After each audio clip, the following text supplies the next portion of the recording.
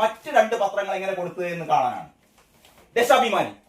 ദേശാഭിമാനിയുടെ ഒന്നാം പേജിൽ നിങ്ങൾക്ക് ഈ വാർത്ത നിങ്ങൾ പ്രതീക്ഷിക്കേണ്ട. നിങ്ങൾ പ്രതീക്ഷിക്കുന്നുണ്ടോ നിഷ്കളങ്കരെ എന്ന് നമ്മുടെ സ്വരാജിന്റെ ആ പ്രശസ്തമായ വാചകം കടമെടുത്തുകൊണ്ട് ഞാൻ പറയുകയാണ്. ഇത്തരത്തിലുള്ള വാർത്ത ദേശാഭിമാനിയുടെ ഒന്നാം പേജിൽ നിങ്ങൾ പ്രതീക്ഷിക്കുന്നുണ്ടോ എന്താ പറയാ നിഷ്കളങ്കരെ? എവിടെ പ്രതീക്ഷിക്കാനല്ലേ? പക്ഷേ ദേശാഭിമാനി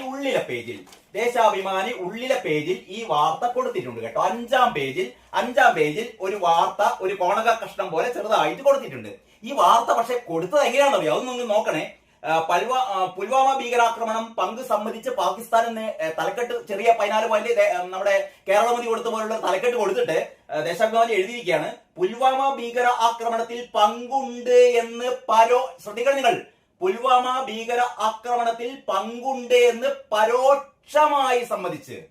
എങ്ങനെയാണ്? പരോക്ഷമായി സമ്മതിച്ച് പാകിസ്ഥാൻ വ്യോമസേന. ഒന്ന് ആലോചിക്കണം ഈ ദേശാഭിമാനിക്കാരുടെയൊക്കെ രാജ്യസ്നേഹം. അതായത് പാകിസ്ഥാൻ സേന തുറന്നു പറഞ്ഞു വളരെ വ്യക്തമായി പറഞ്ഞു, ഇതിന്റെ പിന്നിൽ ഞങ്ങളാണ് പാകിസ്ഥാൻ സേന പറഞ്ഞിട്ടും പാകിസ്ഥാൻ